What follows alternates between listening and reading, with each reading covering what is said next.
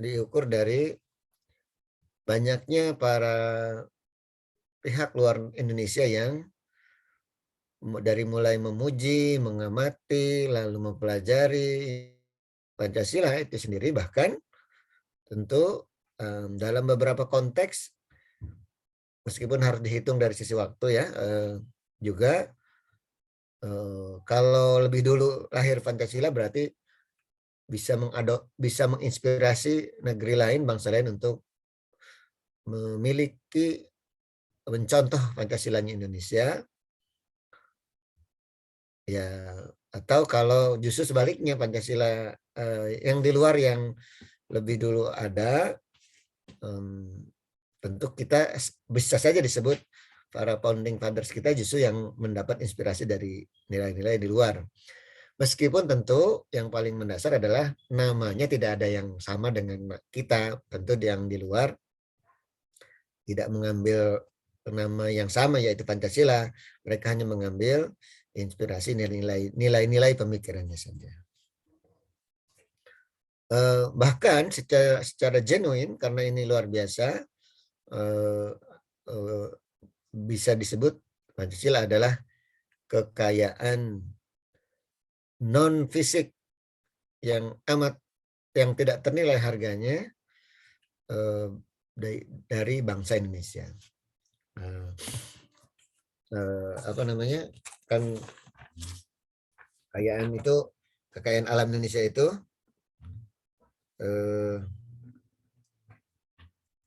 itu dimiliki oleh semua negara, dan Indonesia memiliki itu tanpa cuma bisa mengandalkan kekayaan alam atau kekayaan fisik saja, tapi kekayaan non fisik itu menjadi andalan dari istilah Pancasila. Nah, dalam konteks itulah tentu kita akan membahasnya sebagai salah satu pemikiran politik atau yang bersumber dari ideologi ya.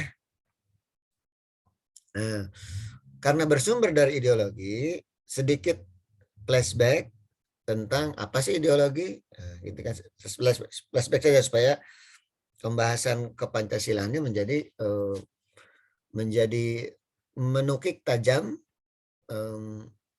pada konteks pemikiran politiknya. Kita pasti, karena kenapa begitu? Karena kita pasti akan menerima, mendapatkan, melakukan informasi, melakukan banyak hal tentang Pancasila dalam berbagai konteks.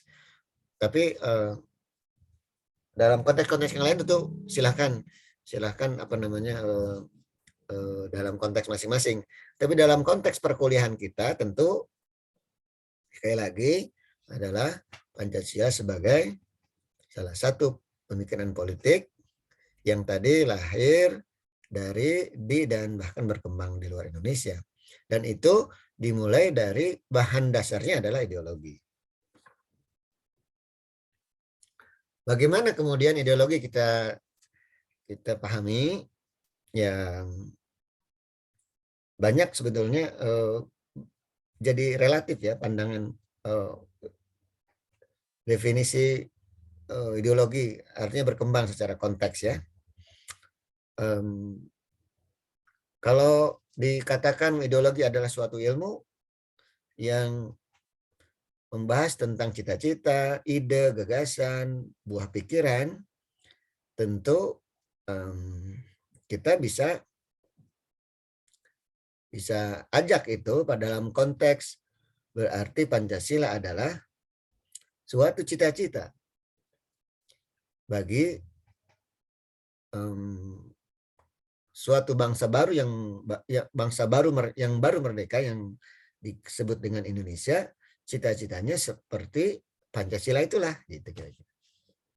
Kalau mundur sedikit kepada gagasannya, idenya ya tentu Pancasila adalah ide. Sementara buah pikiran adalah salah satu hasil produk genuine para perumus Pancasila itu sendiri untuk melahirkan Pancasila. Kalau Jangan lupa ya, barangkali ini juga ada di soal UTS kemarin, di soal pertama saya masih ingat, karena ini dibahas di pertemuan pertama kali, ketika pertama kali kuliah ini pasti saya memberikan pengantar bagaimana cara membedakan antara, jangan lupa ya, membedakan antara ideologi, kemudian sistem, kemudian pemikiran, nah itu teori itu kan ada itu ya. Nah, itu ini sedikit aja flashback sedikit. Nah, pada konteks kedua, ideologi juga adalah suatu pandangan hidup. Artinya haluan, pedoman, prinsip-prinsip dan filosofi hidup yang bahasanya dikembangkan untuk kepentingan tertentu. Kepentingan paling luhur dalam sebuah pendirian sebuah bangsa adalah bagaimana membentuk bangsa yang merdeka, bebas, maju, sejahtera, adil, itu kan. Itu cita-cita luhur pembentukan suatu negara yang tentu juga kadang ada kepentingan-kepentingan lain yang membonceng itu yang tentu tidak luhur, makanya tidak disebut kepentingan lain yang tidak luhur, yang tadi yang luhur. Yang membonceng itu ya kepentingan kekuasaan, kepentingan politik, perorangan atau kelompok.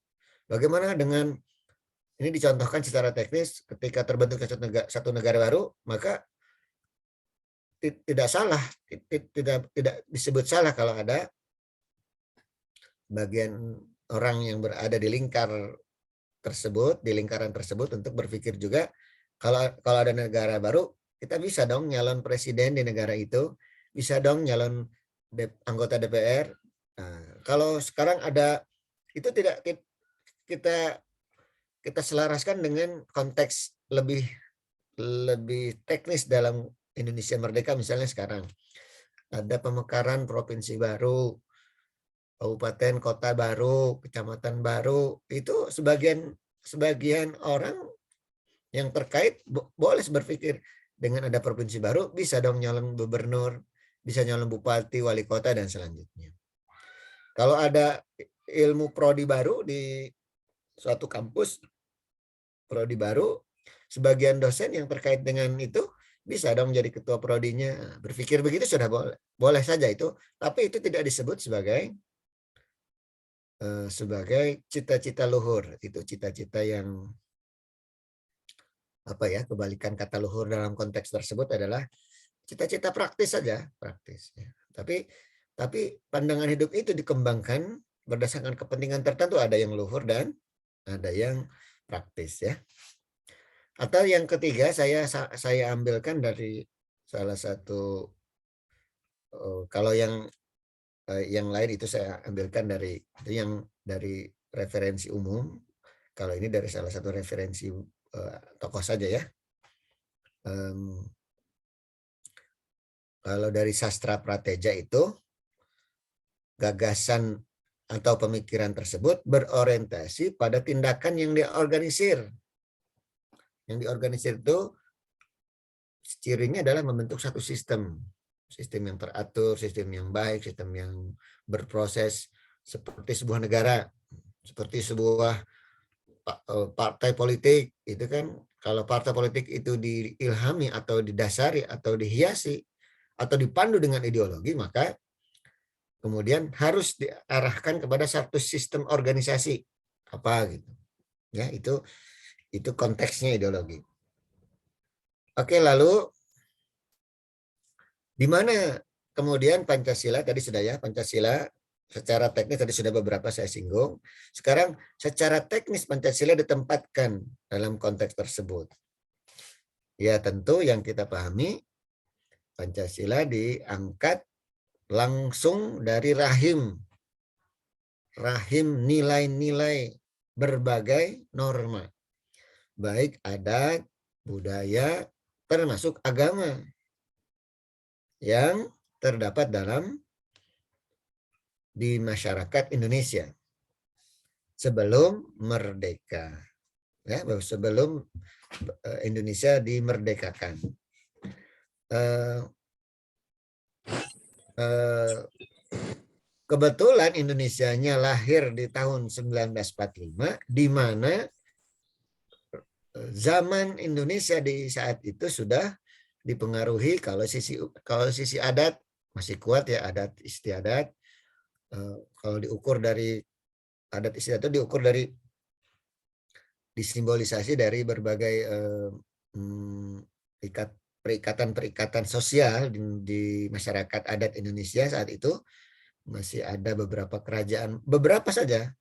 Kan ini Indonesia bukan berada di tahun ketika Majapahit berkuasa, Sriwijaya ada, kerajaan Kutai Ketana, bukan. Ini kan 45 itu beberapa kerajaan masih ada, tapi sudah sudah kerajaan-kerajaan kecil masih ada. Kerajaan besar sudah tidak ada. Lalu kemudian kebudayaannya menjadi beragam di masing-masing perikatan sosial tersebut, adat dan kebudayaan kemudian masih berkembang. Tetapi yang kemudian justru sangat mendominasi situasi masyarakat Indonesia itu adalah situasi keagamaannya, di mana di tahun-tahun tersebut Islam sudah sangat dominan. Artinya Islam sudah dianut mayoritas rakyat yang berada di Kepulauan Nusantara. Nah, artinya berarti termasuk juga agama-agama lain, tapi Islam tentu mendominasi. Sehingga perpaduan semua aspek itu, khususnya agama, menjadi namanya, kalau bahasa di sini sebagai kausa materialis atau bahan dasar, bahan baku dari Pancasila itu sendiri. Itu cara mengangkatnya. Hingga hampir kita bisa temukan dari semua pasal yang disepakati dalam Pancasila final, itu adalah banyak yang berangkat dari prinsip-prinsip agama, ya. Lalu berikutnya adalah kalau dalam struktur atau anatominya, tentu Pancasila diambil dari dua kata berbahasa Sanskerta, panca lima, sila adalah prinsip, yang kemudian ditujukan sebagai suatu bentuk rumusan dan pedoman kehidupan berbangsa dan bernegara. Kalau sudah rumusan dan pedoman, ini catat ya Pak, kata-kata saya, harus dalam kehidupan berbangsa dan bernegara, harusnya Pancasila seperti kitab suci dalam suatu agama. Dialah pemandu, begitu. Harus begitu harusnya. Kenapa saya sebut harusnya, nanti akan terjawab pada bahasan berikut, ya. Seharusnya Pancasila seperti halnya kitab suci dalam suatu agama. Ya. Ini soal isi ya, tentu sudah tidak perlu kita bahas. Dari Pancasila itu, ini penulisannya disingkat-singkat aja supaya cukup di kolom PowerPoint-nya, ya. Nah, kemudian kita akan melihat dalam perkembangan pemikiran politiknya, Pancasila mengalami banyak dinamika. Nah, ini yang penting untuk dipahami dalam pembahas. Yang pertama adalah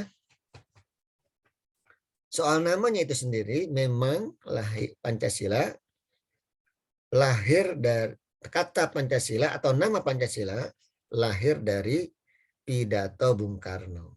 Namanya saja, bukan isinya, beda. Nama dan isi beda ya. Makanya dibuat penekanan khusus. Nama Pancasila memang lahir dari pidato Bung Karno tanggal 1 Juni 1945. Kemudian justru isi dari Pancasila itu sendiri kemudian ditetapkan bukan di 1 Juni tapi di 18 Agustus 1945. Karena isi Pancasila dalam pidato Bung Karno berbeda dengan Pancasila yang ditetapkan sampai sekarang di tanggal 18 Agustus 1945. Lalu kita juga mengenal terkait kepancasilaan satu kurun waktu berikut adalah mengenai penamaan resmi oleh negara tentang Hari Kesaktian Pancasila, suatu peringatan atas peristiwa berdarah saat itu yang dikaitkan dengan Pancasila. Di mana keterkaitan Pancasila? Ketika peristiwa itu kemudian dikenal dengan peristiwa G atau Gerakan 30 September Partai Komunis Indonesia, di mana keterkaitan Pancasila di situ? Kalau tidak dijelaskan, masyarakat awam atau tidak membaca lebih lanjut atau generasi kekinian justru akan sedikit aneh. Loh, di mana keterkaitan Pancasila di situ sehingga bahkan dinamakan Hari Kesaktian Pancasila. Nah, penjelasannya tentu adalah karena di nama peristiwanya pun tidak ada kata Pancasilanya. Gerakan 30 September Partai Komunis Indonesia. Mana kata Pancasilanya? Nggak ada. Tapi di mana kok? Kenapa di tanggal tersebut malah disebut Hari Kesaktian Pancasila? Nah, penjelasannya adalah karena ini juga disepakati diresmikan oleh negara, berarti tidak ada versi lain. Karena negara yang sudah meresmikan sah dan sampai sekarang belum dicabut oleh negara atau oleh pemerintah dan negara, artinya itu tetap disepakati. Keterkaitannya justru adalah pemahaman dari Gerakan Partai Komunis Indonesia tersebut yang berbeda jauh dari semangat Pancasila itu. Jadi semangat Pancasila. Di mana perbedaan mendasarnya, yaitu bangsa Indonesia menetapkan menganut Pancasila itu kemudian dengan berbagai prinsip-prinsip teknisnya yang diatur dalam konstitusi maupun dalam undang-undang turunannya. Di antaranya adalah misalnya soal pergantian kekuasaan. Indonesia memilih cara demokrasi dengan teknis berpemilu secara rutin untuk peralihan kekuasaan di Indonesia. Kemudian ini yang justru berbeda dengan karakteristik dasar mekanisme politik dalam paham komunisme. Kan sudah kita bahas ya di beberapa kesempatan sebelumnya, komunisme tidak menganut itu, peralihan kekuasaan itu tidak pakai pemilu.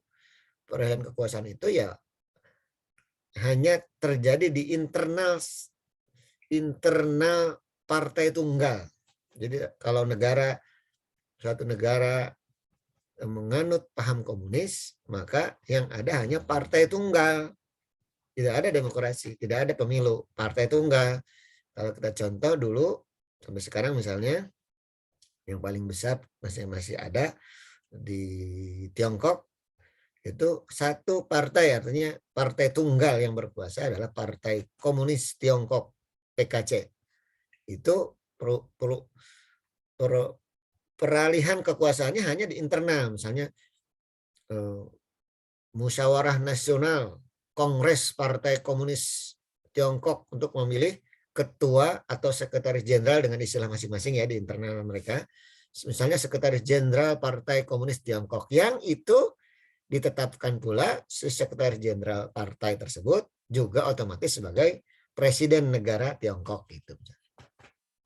Itu tidak ada pemilu, hanya kongres partai tersebut kemudian untuk memimpin negara. Itu begitu, jadi tanpa demokrasi. Itu kan sangat mendasar. Yang itu sangat berbeda dengan paham Pancasila atau paham atau paling nggak mekanisme yang dianut oleh Pancasila sebagai salah satu silanya adalah untuk memusyawarahkan dalam arti menganut paham demokrasi untuk mengatur roda peralihan kepemimpinan politik di Indonesia.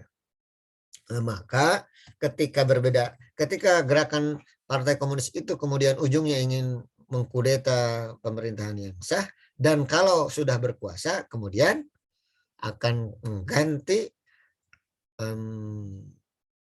Pancasila barangkali begitu ya, maksudnya dengan semua konteks teknisnya, termasuk teknis kepemiluan dan lain-lain. Begitu keterkaitannya. Pemikiran ini yang kemudian berbeda, sangat mendasar, sehingga kemudian pemerintah saat itu kemudian akhirnya menjadi negara menetapkan 1 Oktober sebagai Hari Kesaktian Pancasila.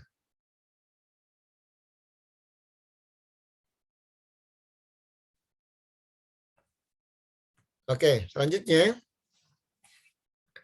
ini justru ini berikutnya ini yang juga sangat penting ya tentang Pancasila, yaitu salah satu keunikan bahkan dalam dinamika kepancasilaan adalah Indonesia kan sejak merdeka sudah mengalami paling tidak ada 3 rezim besar, rezim Orde Lama, rezim Orde Baru, dan rezim Orde Reformasi. Rezim Orde Reformasi kemudian rezim Orde Lama terfokus pada satu kepemimpinan, begitupun sama dengan rezim Orde Baru, agak berbeda dengan rezim Orde Lama yang Orde Reformasi yang dipimpin oleh beberapa beberapa kepemimpinan presiden yang berbeda. Sebelum itu jangan salah ya, harus tahu definisi dasar dari rezim. Rezim itu tidak harus, kita kan selama ini ketika menyebut, barangkali sebagian besar kita berpikir, kalau mendengar kata rezim itu selalu berkonotasi negatif ya, dan selalu politis gitu. Padahal tidak begitu definisi dasarnya. Rezim itu suatu sistem, sebetulnya sistem saja, sehingga kata rezim itu bisa digunakan di banyak konteks sebetulnya, bukan hanya konteks politik negara, atau negaranya pun ketika penguasa itu kita kenal dengan, karena memang itu yang paling sering diterapkan kata rezim itu kepada penguasa suatu negara, dan seakan-akan penguasa yang negatif gitu. Kalau yang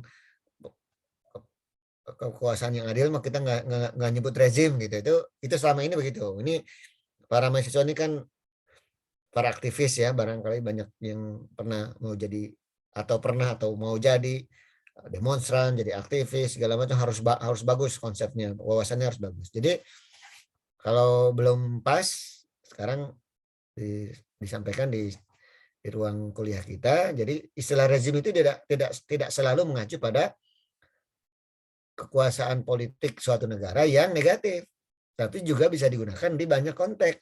Bahkan pemilu saja, tentang pemilu kita boleh menyebut rezim pemilu. Nah, itu rezim pemilu 2024 besok. Nah, itu menggambarkan satu sistem kepemiluan dari mulai aturannya, regulasi lengkap, terus para pelaksananya yaitu KPU, Bawaslu dan lain-lain, itu kita bisa sebut rezim gitu.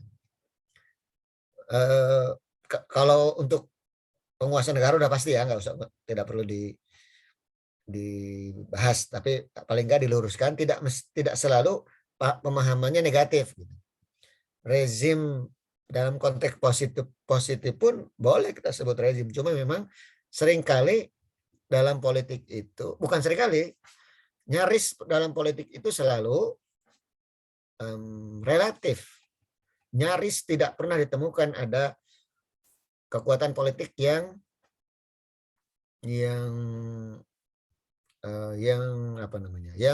murni seluruh rakyat mendukung tanpa kecuali. Itu nyaris tidak pernah ditemukan. Dipastikan ada yang tidak suka, ada yang berbeda, ada yang jadi oposisi. Bahkan saking seperti barusan, pemahamannya seperti barusan, kemudian lahirlah teori politiknya, yakni teori keseimbangan politik. Itu justru wajib ada oposisi, namanya check and balances. Check and balances itu teori politik itu. Check and balances itu wajib ada dalam struktur negara demokrasi. Harus ada penyeimbang yang ngecek yang memeriksa dan menyeimbangkan. Tidak boleh terjadi otoritarianisme tunggal seperti di luar paham demokrasi. Apa yang terjadi? Ya otoritarian. Akhirnya tanpa tanpa tanpa kendali dan tanpa pengawasan. Ini kan terjadi di berbagai negara di luar demokrasi, itu yang terjadi. Rezim kekuasaan, rezim berkuasa tanpa penyeimbang. Nah, itu bahkan berbeda ya. Nah, artinya apa tadi? Artinya setiap jadi rezim itu bisa digunakan dalam konteks apapun, apalagi dalam politik. Tapi tidak selalu dalam konteks negatif ya.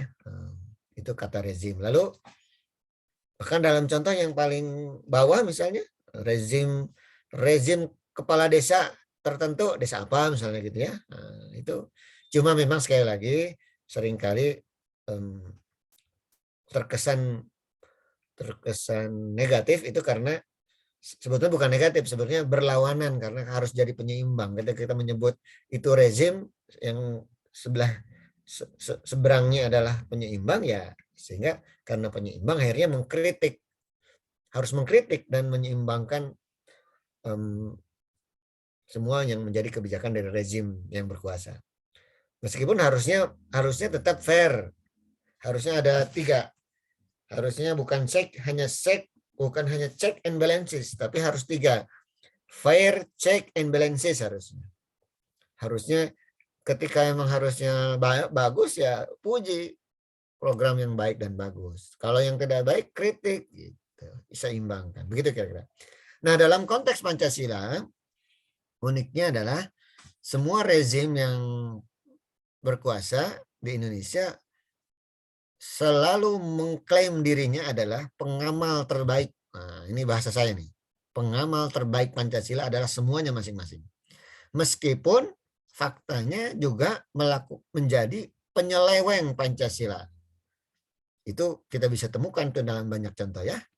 Kalau contoh-contoh besar misalnya kita ambil 2 orde pertama saja ya. Di orde lama mengaku bukan saja Bung Karno kan bukan saja pengamal terbaik, tapi Bung Karno adalah penggali nama Pancasila aja beliau yang melahirkan gitu ya. Tapi kemudian beliau di akhir kepemimpinannya kemudian menciptakan kebijakan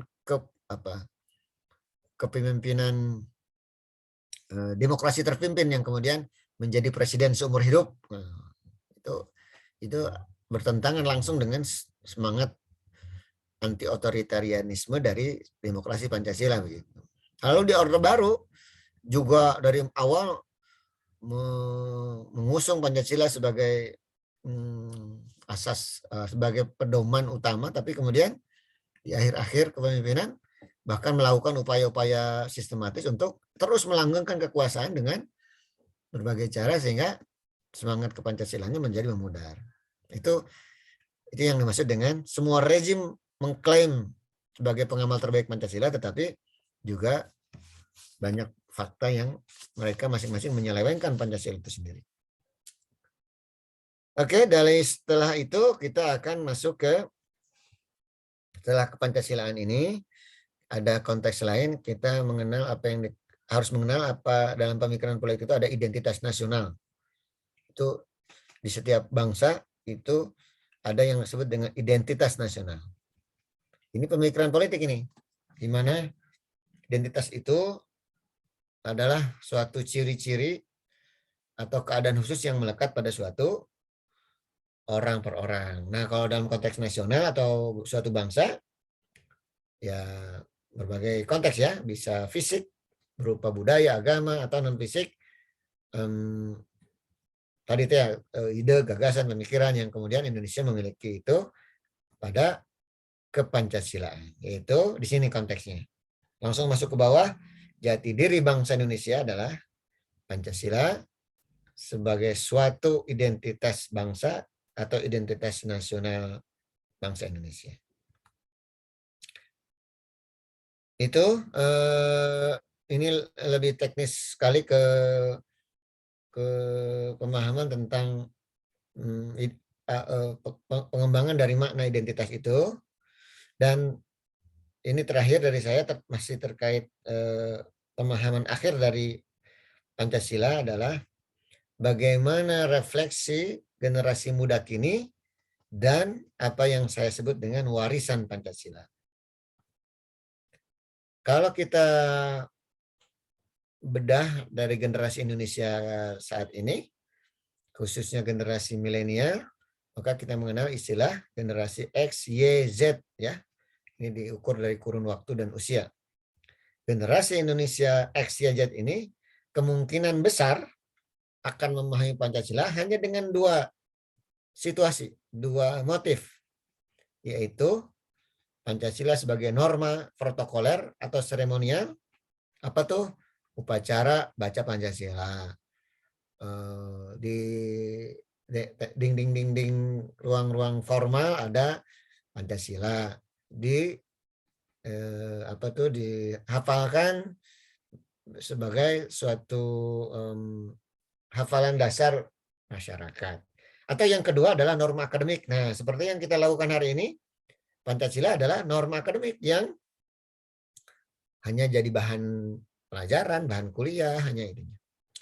Bagaimana kemudian konteks, selain dua konteks ini, yaitu ternyata secara praktis Pancasila tidak digunakan secara sengaja. Secara sengaja sebagai panduan dalam aktivitas harian. Di luar nomor-nomor lain. Agama, hukum, dan adat. Tadi yang saya katakan di awal tadi. Tadi Pancasila harusnya menjadi pemandu dalam kehidupan berbangsa dan negara. Seharusnya. Dan itu harusnya disengaja. Tapi tidak disengaja. Kita kalau ada apa-apa, bahkan referensi kita adalah di dalam agama dijelaskan, ditegaskan begini. Dalam hukum kita gini.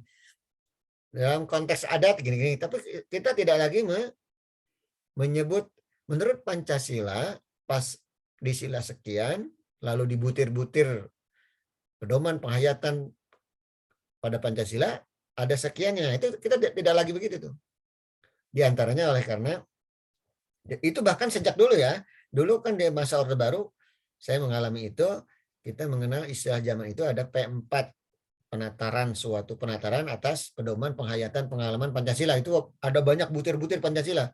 Yang itu sangat teknis rigid ya, tapi masih saat itu ada pun tidak digunakan teknisnya, apalagi sekarang Pancasila tidak digunakan secara sengaja. Ya, mungkin kalau tidak sengaja iya, tapi secara sengaja tidak.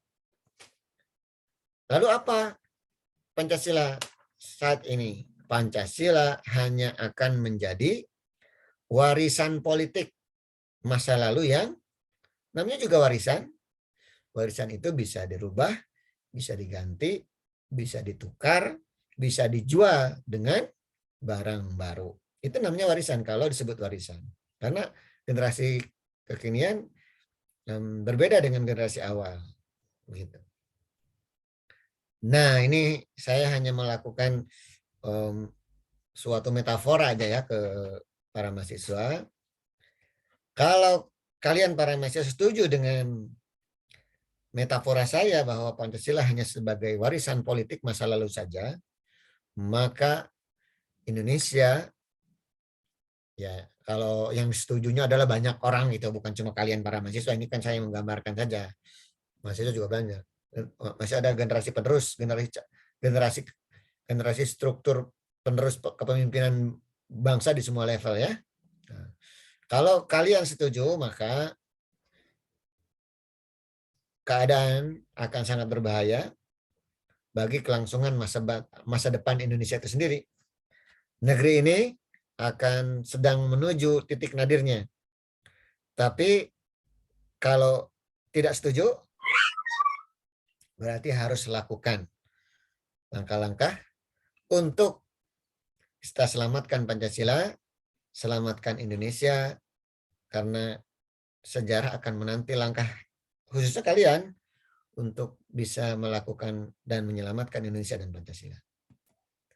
Begitu, generasi penerus, selamatkan Pancasila, selamatkan Indonesia. Ini opsi tugasnya, opsi tugas berikutnya ya, ini soal tugas ya, yang kemarin beberapa opsi, ini opsi berikut. Kalau mau memilih ini silahkan, bagaimana tugasnya membahas tentang relevansi pemikiran Pancasila dengan situasi bangsa kekinian. Atau bagaimana subjektivitas implementasi Pancasila tiap orde bisa, ini bukan bias, bisa terjadi. Itu yang saya terangkan tadi ya. Setiap rezim mengklaim pengamal terbaik Pancasila, tapi kenapa kok masing-masing juga menjadi penyeleweng dari Pancasila. Itu para mahasiswa sekalian, materi kita hari ini. Yuk kita diskusi. Silahkan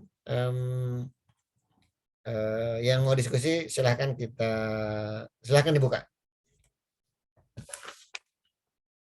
Biasanya yang aktif itu, kalau saya sebut biasanya itu memancing saja ya. Yang tidak biasa berarti harus semangat untuk juga aktif berdiskusi.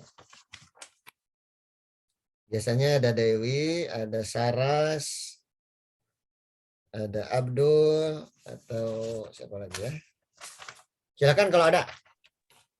Izin bertanya, Pak. Siapa nih? Raihan. Oh, Rehan juga suka aktif. Silakan Rehan. Gini, Pak, mengenai Pancasila ya, Pak ya. Banyak para tokoh gitu, Pak, para pejabat yang mengklaim bahwa dirinya tuh Pancasilais gitu, Pak. Mengklaim bahwa dirinya Pancasilais, paling Pancasila gitu. Nah, tolak ukur para tokoh atau pejabat itu bisa mengklaim dirinya sendiri bahwa dirinya Pancasilais itu dari mana gitu, Pak? Oke. Udah? Cukup, Pak? Waduh, harusnya nanya mereka ya, bukan nanya saya itu. Tapi begini, tapi kita boleh analisa, penting itu. Kita analisa selama ini, bukan selama ini, kan akhir-akhir ini nanti akan masuk sebetulnya bahasan saya tentang situasi refleksi dunia politik kita kekinian. Meskipun kita kan mengalaminya dan makin kesini terus memahaminya, yaitu ini yang kayak saya sebut kemarin di pertemuan sebelumnya tentang perumusan Pancasila dan negara itu berbeda dalam konteks sekularisme dan berbeda. Itu pada konteks sekarang adalah bagaimana memisahkan antara pemahaman yang berbeda di antara dua kutub besar, yaitu kutub yang sekarang menjadi apa? Mungkin kalau kita sebut A dan B, nanti sebetulnya ada C, A, B, ada lagi C. Yang A itu mengaku paling Pancasilais tadi. Yang B juga mengaku Pancasilais sama sebetulnya. Bahkan kalau yang A selain mengaku Pancasilais menuduh yang C ini, kalau A, B, C berarti B itu tengah-tengah ya. Berarti yang di seberangnya itu yang berhadapan-hadapan itu A dan C. Saya kalau di kelas itu, kalau offline saya sambil terangkan segala macam ya. Tapi kalau kira-kira begitu. Jadi A, B, C, B itu tengah-tengah, A dan C itu berhadapan. Yang A itu mengaku Pancasilais, yang C juga mengaku Pancasilais. Tapi yang A cenderung sering menuduh yang C itu selain Pancasilais juga intoleran, misalnya begitu. Nah, di semua di A dan C yang mengaku Pancasilais pun memiliki klaim yang sama karena mengakukan klaim. Yang A mengklaim bahwa mereka Pancasilais karena misalnya melarang atau konsisten dengan anti politik identitas misalnya. Politik identitas itu apa? Politik keagamaan itu. Sebenarnya lebih ke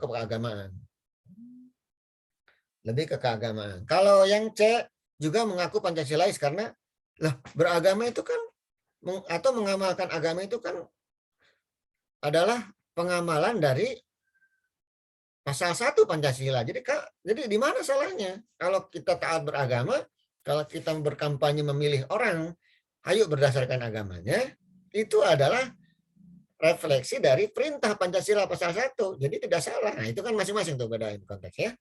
Itu di situ perbedaan teknisnya. Jadi kalau yang dimaksud rehan itu sebetulnya sekarang semua tokoh yang dimaksud rehan itu, semua pihak itu memiliki posisi yang sama. Kalau yang di A juga mengaku paling benar Pancasilanya dengan klaimnya sendiri, di C juga sama. Begitu. Dan akhirnya yang B yang harus menilai. Yang B. Kita itu jangan lupa kalau kita itu saya selalu mengajak dari awal, sejak awal semua mahasiswa saya, kita tuh kaum akademisi harus netral, objektif dan ilmiah. Netral, objektif dan ilmiah, kaji. Jangan langsung tiba-tiba ada di A, tiba-tiba ada di C, jangan gitu. Kita kaji dulu di tengah secara ilmiah, secara objektif dan netral dulu. Baru kemudian setelah kita sudah kaji, kita boleh memihak. Mau ke A, mau ke C, silahkan. Itu harus karena kita punya hak untuk menyalurkan pilihan kita dan sikap kita sendiri. Jadi itu beragam sekali klaim itu. Apa dasarnya mereka mengklaim Pancasilais? Ya dasarnya subjektivitas masing-masing. Ya, dalam posisi B kita jangan dulu salahkan mereka. Salah satunya dalam posisi B itu kita kaji aja dulu. Kalau yang alasan mana yang paling tepat kita terima, apakah yang C, apakah yang A gitu. Itu gambaran ya, Bung Rehan ya. Jadi kalau untuk penilaian yang sesungguhnya mah balik lagi ke diri kita menilainya seperti apa ya Pak ya? Ujung itu mah, ujung ya, sesungguhnya ujung. Tapi Ya, sebelumnya ujung ketika kita harus memilih, mengambil sikap baru kembali kepada diri kita. Tapi sebelum itu jangan lupa, ini saya ingatkan berkali-kali, kita itu kaum akademisi, mahasiswa kaum akademisi, dosen kaum akademisi, kita harus kaji dulu. Jadi jangan sekedar kembali ke diri kita, tapi kaji dulu. Pilihan kita itu berdasarkan kajian ilmiah kita. Mana sih yang paling tepat menurut kajian kita? Apakah yang menyebut Pancasilais dengan menuduh orang-orang yang intoleran atau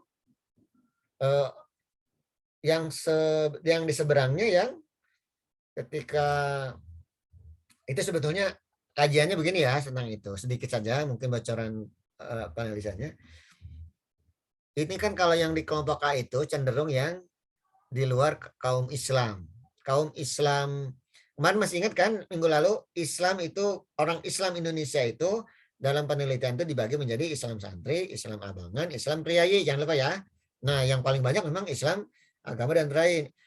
Nah sekarang dalam konteks yang kita bahas ini, yang A itu bukan kelompok Islam santri. Sementara yang kelompok C adalah Islam santri. Yang bukan yang A ini merasa kalau berpolitik, berpemilu, bercaleg menggunakan politik identitas seperti agama, malah mereka menjadi kalah dong. Jadi itu kepentingan politiknya kebaca sebetulnya.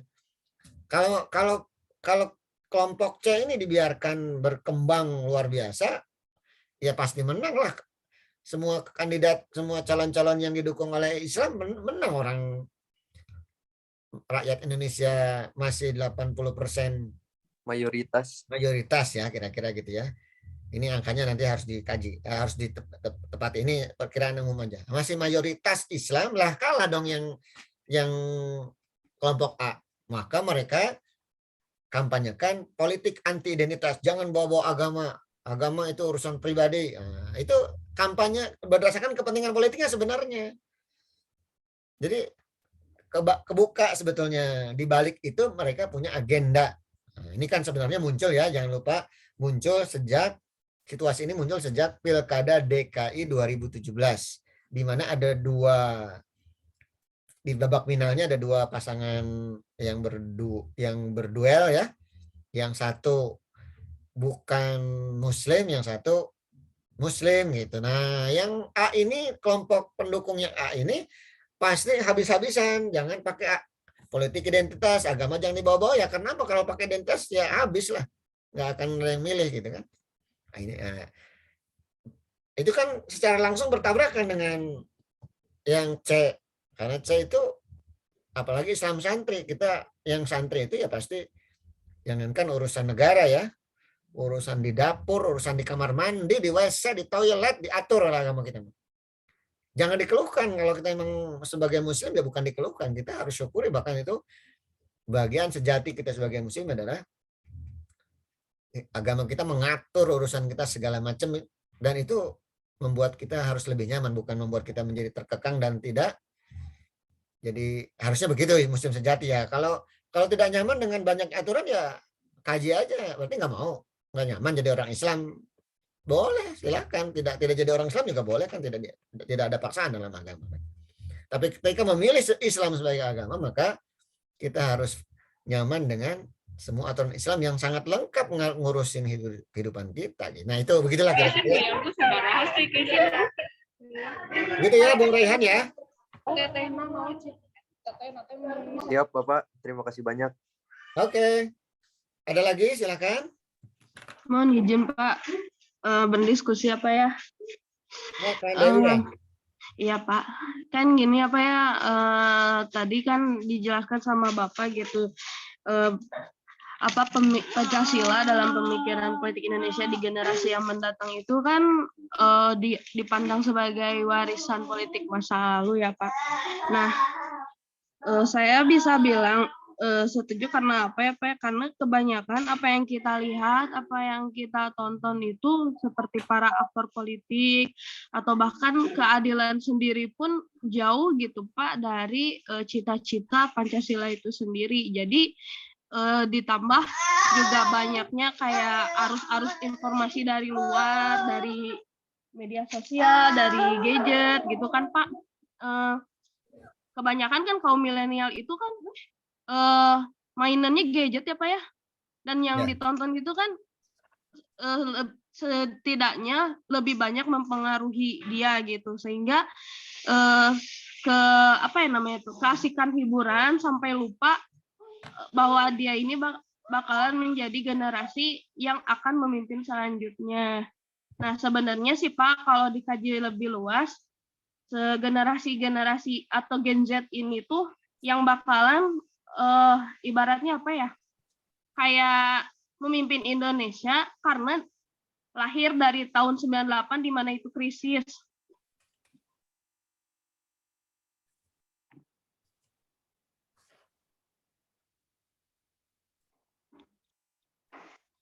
Di mana itu krisis moneter pada tahun 98. Istilahnya banyak tragedi dan kejadian yang menimpa gitu Pak pada generasi Gen Z itu kan seharusnya bisa menjadi kayak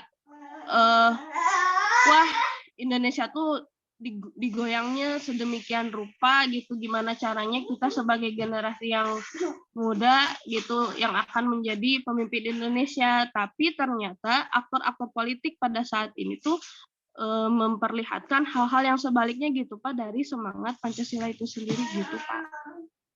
Oke. Terus apa? Ada yang ini cuma komen aja ya, bukan pertanyaan? Istilahnya mah diskusi, jadi gimana mau dianggap warisan masa lalu karena ya aktor politiknya juga gitu jauh gitu Pak dari semangat Pancasila itu sendiri. Gimana tidak maksudnya? Gimana tidak dianggap gitu Meren? Iya Pak. Maksudnya gimana tidak dianggap? Kok karena aktor-aktornya juga pada begitu gitu? Iya begitu Pak. Oh ya. Oke, komen saya dari pandangan Dewi ya.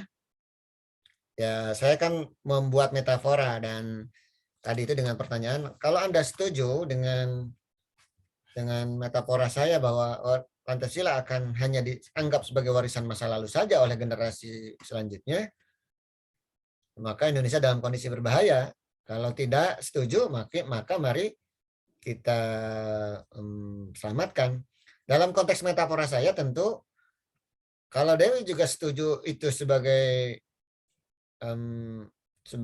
warisan, tapi kemudian tidak pas dengan apa yang saya ajak gitu. Kalau saya mengajak, kalau setuju dengan metafora saya, maka ayo kita Indonesia berbahaya, dan kemudian lahirlah suatu semangat untuk menyelamatkan Pancasila dengan konsep yang baru oleh anak-anak muda ya.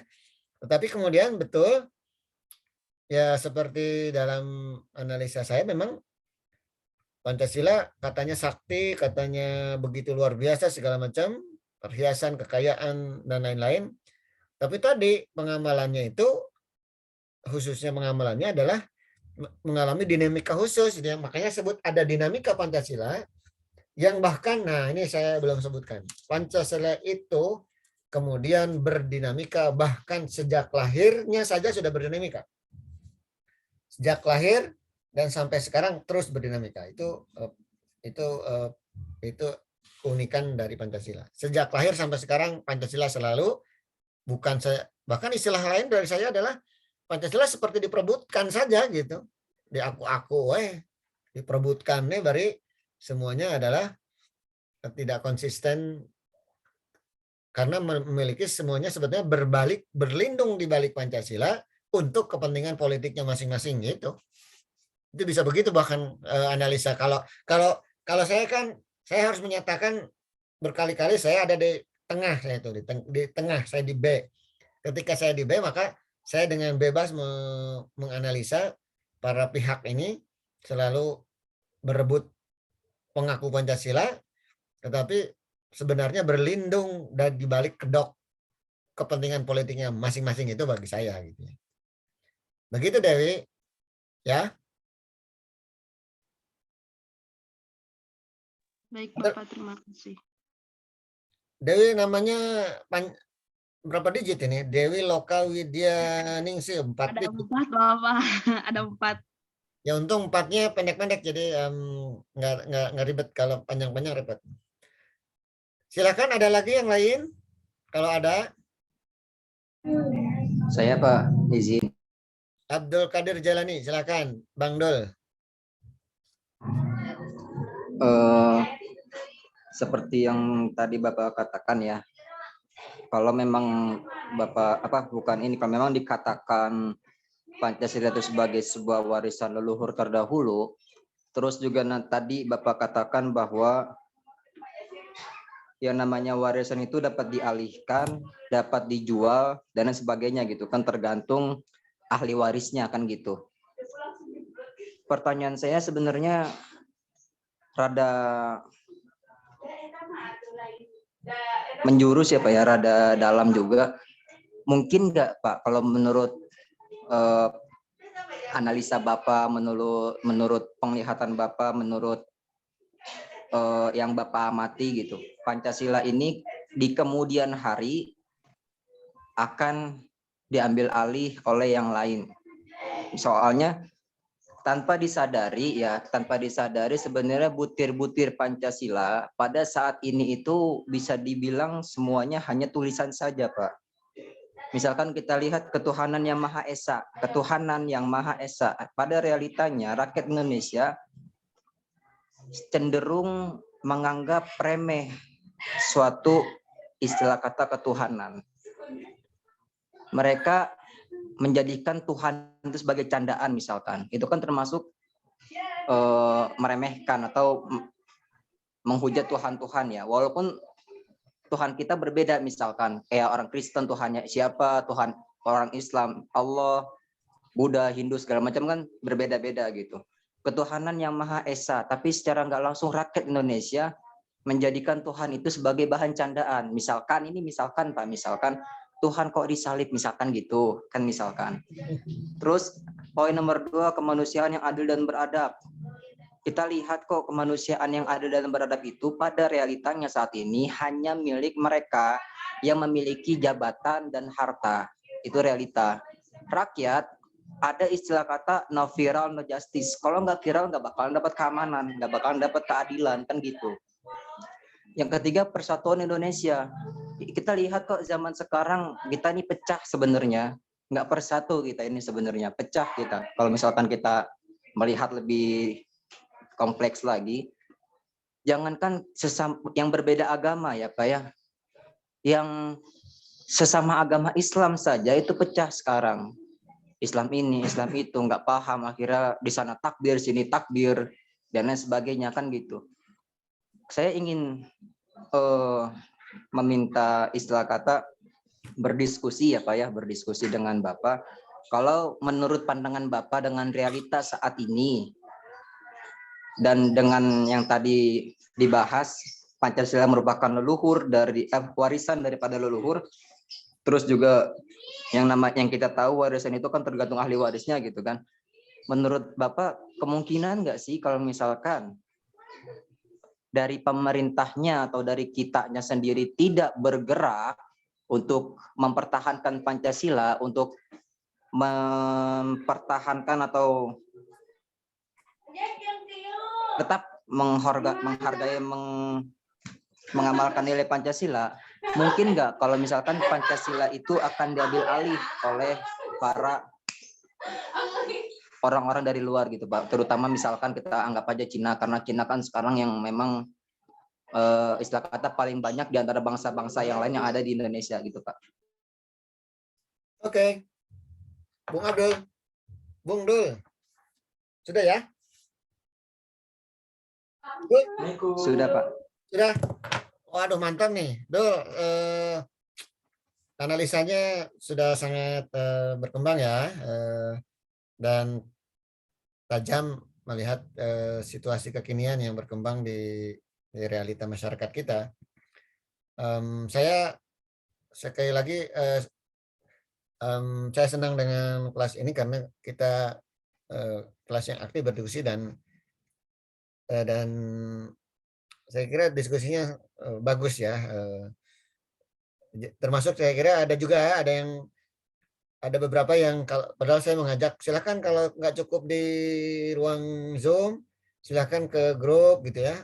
Silakan diskusi lagi di grup. Tapi selain di grup juga ada yang japri padahal sebenarnya itu materi yang di japri juga sebenarnya kalau dibahas di grup juga nggak apa-apa dah kan menjadi kan orang bertanya itu jangan lupa itu juga jadi sodako buat orang lain. Orang jadi dengar, jadi baca, jadi apa gitu kan. Jadi kenapa harus japri kalau kecuali mau urusan japri, urusan pribadi, ya, urusan diskusi ya sepanjang memang materinya bukan materi yang sangat rahasia ya di grup aja ngobrolnya gitu kan. Jadi ada beberapa yang jadi ini bagus nih. Termasuk apa yang barusan disampaikan Bung Dol, saya kira analisa yang tajam untuk situasi kepancasilaan kita. Komentar saya,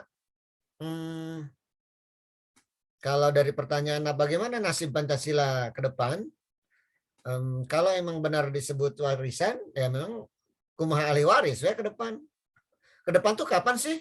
Ke depan itu kalau dalam kurun waktu kalian generasi X, Y, Z itu akan mulai berkuasa mungkin di 20 tahun ke depan. Setelah generasi yang sekarang mengalami order lama habis, order baru habis, itu murni ada hanya anak-anak order reformasi atau itu sudah tinggal 20-30 tahun lagi ke depan. Yang bisa saja betul Pancasila sendiri bisa diganti, dijual, ditukar gitu dan soal ditukar dengan apa ya potensinya akan sangat beragam ya Pancasila di masa depan itu.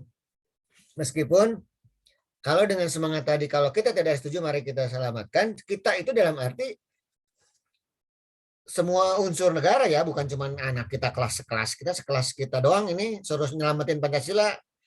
Bisa apa kita? Walaupun para aktivis sudah boleh menyebut dirinya kita nggak akan bisa apa-apa, nggak boleh begitu. Kita bisa pindahin Gunung Himalaya ke Indonesia, kira-kira begitu. Kita mau apa? Jadi semua yang kira-kira tidak mungkin atau sangat besar bisa kita itu jiwa-jiwa para aktivis itu harus begitu. Tapi kita juga tidak boleh konyol atau terlalu utopis. Kita juga harus menghitung semua kekuatan, semua kemungkinan, semua teori, semua struktur, semua unsur yang ada untuk mencapai tujuan kita. Karena itu tadi menyelamatkan Pancasila bukan cuma kita doang, tapi semua unsur negara. Termasuk di antara yang paling pokok adalah selama ini andalan kita adalah Tentara Nasional Indonesia misalnya. Tentara Nasional Indonesia itu kalau tidak terpapar misalnya satu pemahaman baru yang merusak, ya harusnya mereka lah yang menjadi penjaga dari termasuk menjaga Pancasila, menjaga NKRI begitu supaya tidak bubar, tidak dijual, tidak ditukar, tidak dirubah oleh kalian nanti di 20-30 tahun yang akan datang.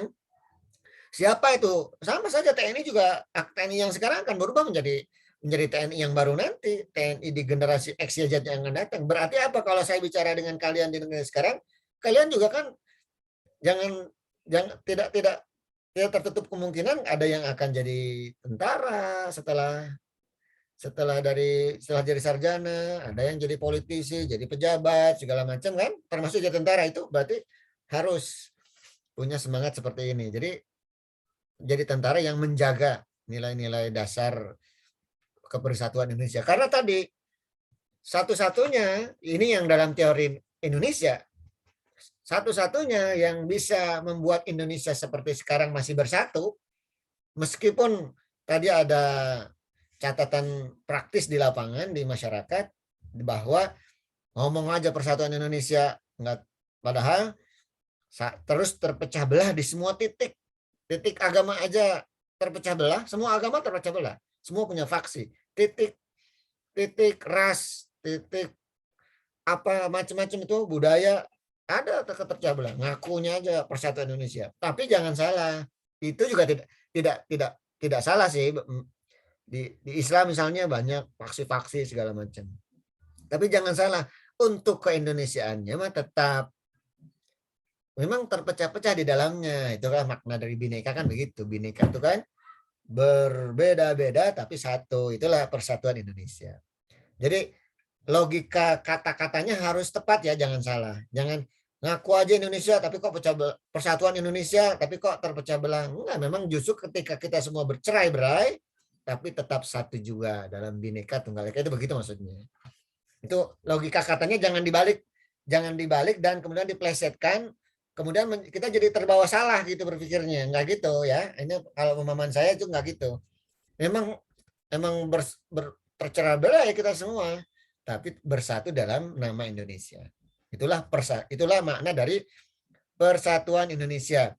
Tapi kalau dicontohkan yang Abdul itu tentang Tuhan diolok-olok, dipermainkan, diherean, dibully, waduh memang luar biasa ya. Itu bagian dari kebebasan berekspresi dengan kata-kata di masyarakat milenial, masyarakat global, masyarakat internet seperti sekarang, sangat bebas, terutama kalau sekedar bercanda mungkin itu pun tidak pantas untuk kapasitas zat yang harus disembah ya, untuk dibercandakan pun. Apalagi lebih dari bercanda, selain bercanda dan bully-bulian juga dimaksudkan untuk menyerang, membuli, menyerang langsung, attacking keyakinan orang lain gitu ya, termasuk hal yang tadi ya sudah dicontohkan oleh Abdul ya. Itu tentu berbahaya dan itu kalau itu tidak ada, kalau saya mencari pembenaran terhadap konteks contoh persatuan Indonesia ada sangat kuat pembenarannya. Tapi kalau mempermainkan Tuhan, saya kira tidak ada satupun pembenarannya. Tidak ada. Itulah catatan terburuk dari bagaimana situasi sebagian pihak yang mencoreng kerukunan antar umat beragama dengan cara memperolok-olok Tuhan-Tuhan masing-masing begitu ya, Tuhan-Tuhan orang lain gitu. Tapi semoga dengan upaya-upaya seperti ini nih, di perkuliahan disampaikan begini, mungkin di berbagai cara lain dilakukan oleh orang-orang yang ingin meluruskan dan menyelamatkan. Ini salah satu cara menyelamatkan. Saya mudah-mudahan mungkin saya belum menemukan datanya ya, jumlahnya. Pernahkah ada survei yang menyebut, yang memilah antara berapa dari jumlah sekian followers netizen yang kemudian suka mengolok-olok gitu kan? Apa justru mereka adalah para buzzer, orang-orang yang tidak bertanggung jawab dengan tanpa identitas segala macam? Justru mereka lah para perusak itu. Mereka lah para perusak Pancasila itu di zaman sekarang. Kalau jumlah mereka sedikit berarti oknum. Kalau oknum adalah ya namanya cerita hidup di dunia kan, kehidupan dunia kan kita semuanya meyakini adalah sandiwara dan permainan senda gurau belaka. Kalau sandiwara pasti ada jagoan, ada penjahat, ada antagonis, ada protagonis. Jadi kan yang seperti itu berarti mereka para penjahat gitu, penjahat, penjilat, pemerkosa, pencuri, perampok, penjajah, semualah profesi laknat. Aduh, saya cari-cari kata yang pas. Yang itu mungkin ada, tapi mudah-mudahan kita yakin mereka tidak banyak. Lebih banyak yang orang-orang baik dan orang-orang para jagoan atau orang-orang baik. Dan saya mengajak kita jadi jagoan, bukan sekedar orang baik, kita jagoan, kita lawan mereka yang begitu. Kalau orang baik itu hanya masyarakat biasa, yang baik-baik perlu ditolong oleh jagoan. Yang jagoan-jagoan ini, ayo mau nggak jadi jagoan? Ayo, Abdul Qadir dan semua yang ada di sini, mahasiswa saya ajak jadi jagoan, jangan cuma sekedar jadi orang baik biasa aja. Lawan dengan narasi yang baik seorang akademisi, bukan narasi yang melawan, menantang, menghancurkan, bukan. Cari cara-cara teknis, temukan, walaupun ini pekerjaannya aparat ya, misalnya harusnya menemukan, polisi cyber itu menemukan nama-nama para penjahat itu. Nah, kalau kenapa tidak dibantu juga oleh kita para jagoan-jagoan baru nih, para mahasiswa yang punya cara sendiri untuk menemukan ini, bagaimana caranya supaya mereka dibungkam mulutnya dan diam segala macam itu. Pikirkan itu sebagai salah satu cara untuk menyelamatkan Pancasila. Begitu ya, Bung Abdul, komen saya. Oh, tadi tentang no viral, no justice, itu juga catatan atas keadilan, situasi keadilan di negeri kita. Tapi saya ingin ajak juga semua dalam konteks objektivitas. Tadi kan sikap kita sebagai akademik harus objektif. Kita harus tempatkan salah satu peristiwa itu secara komprehensif, jangan cuma satu titik gitu. Misalnya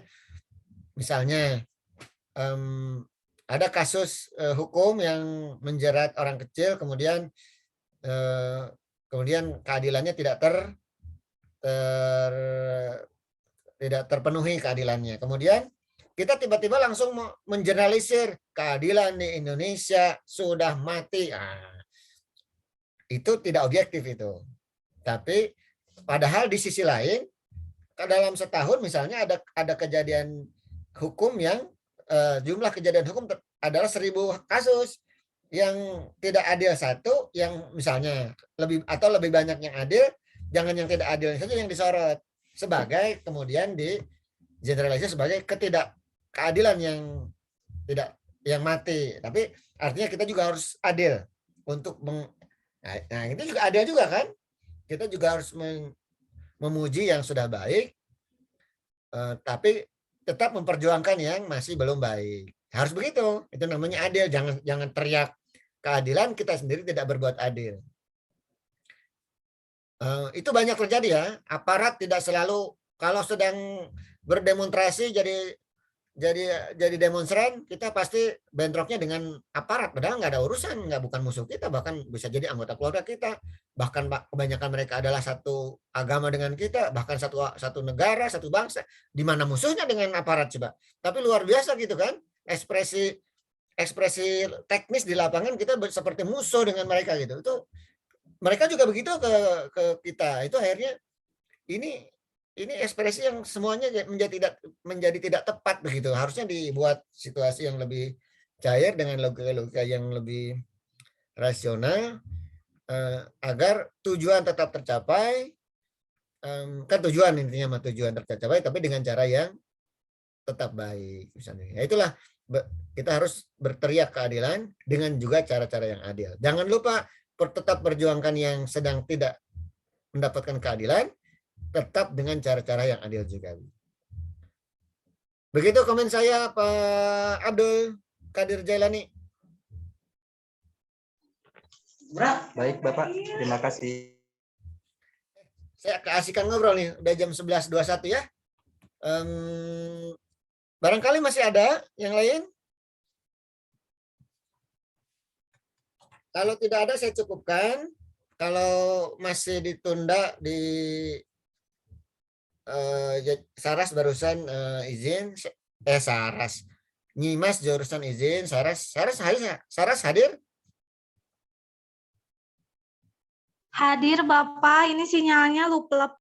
Oh, luplep. Boleh deh. Pokoknya siapapun, mau Saras mau siapapun ya, yang lain mau yang suka aktif langsung ataupun tidak, silakan bila ingin berlanjut atau punya menunda bahan diskusinya, silakan dilanjut di WA grup, dan kecuali sangat rahasia, sangat pribadi boleh japri juga ya. Rasanya cukup ya kuliah kita hari ini?